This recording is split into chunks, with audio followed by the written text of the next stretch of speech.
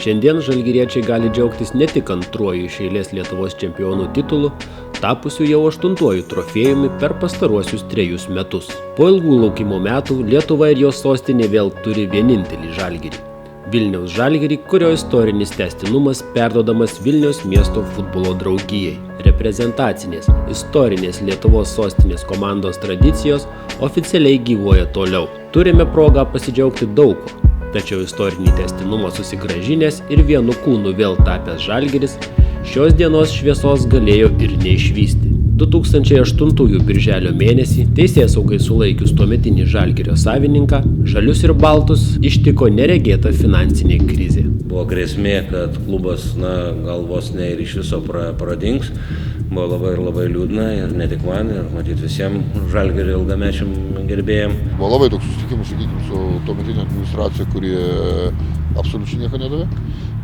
Kai buvo aiškinama, palaukit, Vadimas išeis, sugrįš į Lietuvą, išeis iš kalėjimo ir viskas bus gerai. Klubui ir toliau nesprendžiant savo problemų, komanda ėmė palikti vis daugiau pagrindinės sudėties žaidėjų. Išvykstančiosius keitė Žalgirio futbolo akademijos jaunimas. Nebėgti iš skęstančio laivo pasiryžo ir keletas pagrindinės komandos futbolininkų. Mūsų miestas čia, tėvynė čia, tai mes kaip sakant ir aš daug metų žaisdavau prieš išvažiuojant į Žalgirį, tai pas mane nebuvo abejonių. Sunku buvo, aišku, sunkus metas buvo.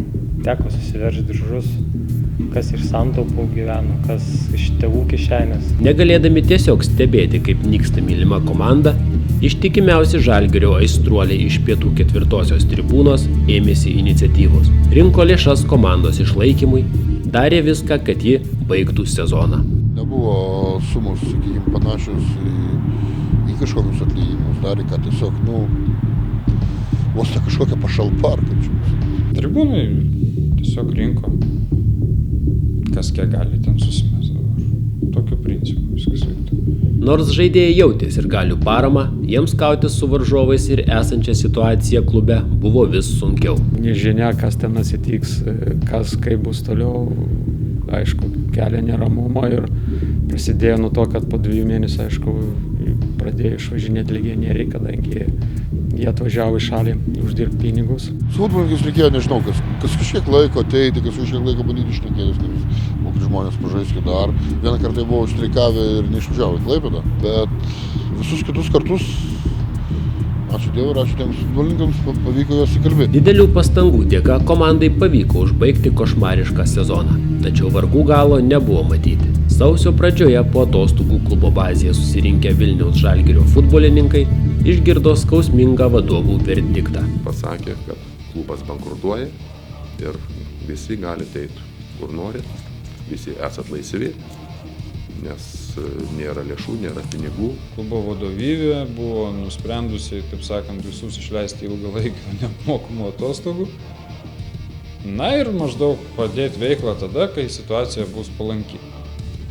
Kadangi situacija buvo nepalanki jau daugiau negu pusę metų ir nesimatė jokių prošvaisčių, kad čia toj pagerės, tapo akivaizdu, kad jeigu mes nieko nedarysim, tai komanda toj išsiskirstys ir kada vėl bus atgaivinta, labai didelis klausimas. Nepaisydami vis blogėjančios situacijos, žalgiriečiai nutarė neišsiskirstyti ir savarankiškai pradėti pasirengimą naujam sezonui. Finansinių sunkumų kamuojama komanda ruošiasi dalyvauti A lygos varžybose, tačiau klubas neatitiko keliamų licenzijavimo kriterijų.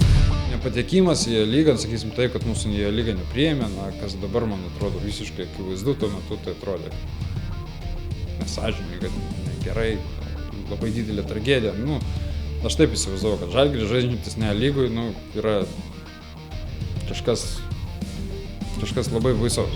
Vilniaus Žalgiris siekusių išsaugoti pietų 4-osios aistruolių iniciatyva buvo įsteigta Vilniaus miesto futbolo draugija Žalgiris. Į savo rankas oficialiai komandą perėmę aistruoliai buvo pasiryžę atgaivinti sostinės ekipą, kuriai naują gyvenimą teko pradėti nuo LFF 1-osios lygos. Nuotaikos buvo kovingas, stojomės, Mes galime, mes tą padarysim, sakykime, ir mes išlaikysim. Mums buvo nesvarbu, kokioj lygoje žais Žalgiris, antroji, trečioji, arba svarbu, kad ta komanda išliktų, kad išliktų jos brandolys, jos dvasia.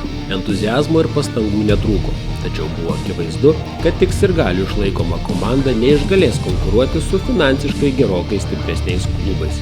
Rėmėjų paieškos buvo bevaisės, o Vilniaus miesto savivaldybės galimybės padėti ekipai taip pat buvo ribotos. Aš net pasakiau, kad reikia išlieti iš Pyžiaus lentos, užrašų, pinigų nėra ir neprašykite ir pakabinkite ten mero kabineto durų. Nėra pinigų elektrai, nėra šildymui, nėra pinigų mokyklos atjunginėdavo internetą. Jeigu atsimenat, mes ten dalį net šviesų išjungdavom mieste ir kaip čia tam Žalgiriui padėti. Tapome gal ir stebėtojais, kas vyksta, o ne dalyviais. Ir labai džiaugiamės, kada atsirado sirgaliai, entuziastai, pietų 4 tribūnos ir fanų klubo nariai, ir kurie susibūrė ir vieną dieną atėjo pabeldė, tuomet aš nebuvau miesto vadovas, į mano biuro duris ir sako, sėdam ir pašnekam apie Vilniaus Žalgirio ateitį. Žmonėms patiems buvo sunku išgyventi, ką šnekėti dar, kad jie turėjo bent jau neprofesionalų klubą, sakykime, išlaikyti ir tai nebuvo tūkstančiai žmonių, kurie tai darė. Tiesiog buvo tie žmonės, praktiškai pietų 4 pagrindinai, taip pat ir kažkiek iš kitų tribūnų centrinių ir panašiai, tai yra tie žmonės, kurie tada rinkdavosi futbolą. Kiek tada rinkdavosi futbolą, turbūt pirmą mačą per 1000 visus kitus mačius, keli šimtai. Rungtyniaujant pirmojoje lygoje atkurti profesionalią komandą buvo be galo sunku, tačiau žalgiriečiai nebejojo, kad klubas susigrąžins savo šlovę. Visgi tas stebuklų metas prasidėjo prieš kalėdas, turbūt nuo lapkričio, lyg tai. Vienas kitas žmogus pradėjo domėti Žalgiriu. Daugiausia Žalgirio aistruolių bendruomenės pasitikėjimo kreditų įgijo susibūrusi Žalgirio atkūrimo grupė. Ji parengė komandos atkūrimo viziją, surado rėmėjus, subūrė geriausiems Lietuvos futbolo klubams konkurencingą ekipą. Netrukus į Žalgirio atkūrimo procesą įsitraukė ir Vilniaus miesto savivaldybė, tapusi draugijos dalininkė. Reikėjo, kad Žalgiris taptų pilnavertę reprezentacinę miesto komandą, tai jau reikėjo tokių politinių sprendimų apie tai, kad Vilniaus savivaldybė taptų šitos futbolo komandos dalininkė, tegul ir simbolinė, bet vis tik dalininkė, tai jau suteikia tam tikrą statusą komandai. Draugijos vykdomoji direktorė Vilma Venclovaitienė nė akimirkai neleido suabejoti ambicingais sostinės komandos siekiais vos per keletą metų sugrąžinti išblėsusią šlovę. Jinai įėjo pas mane į kabinetą, sakė, žinai, mes būsim greitai čempionais, Žalgiris gyvas. Pirmųjų Žalgirio pasiekimų ilgai laukti nereikėjo.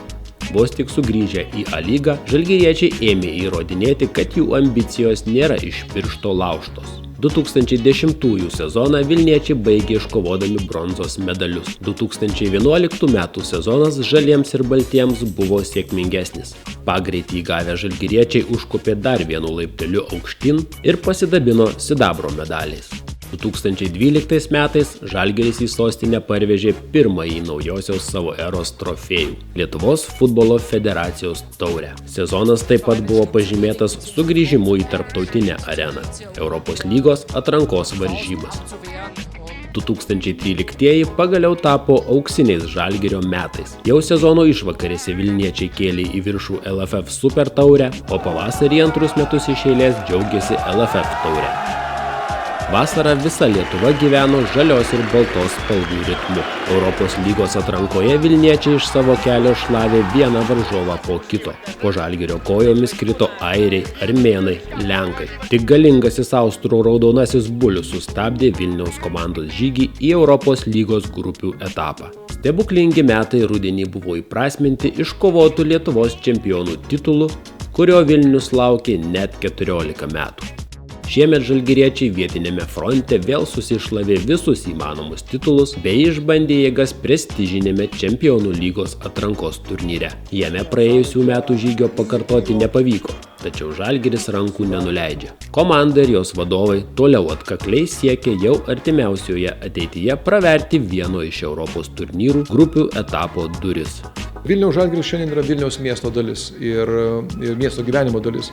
Ir nebejoju, kad gerbėjų gretos tik auks, Klubą tikrai turėtų lydėti sėkmė ir aišku, kaip jau minėjau, norėtųsi, kad kada nors čempionų lygoje Vilniaus Žalgiris žaistų.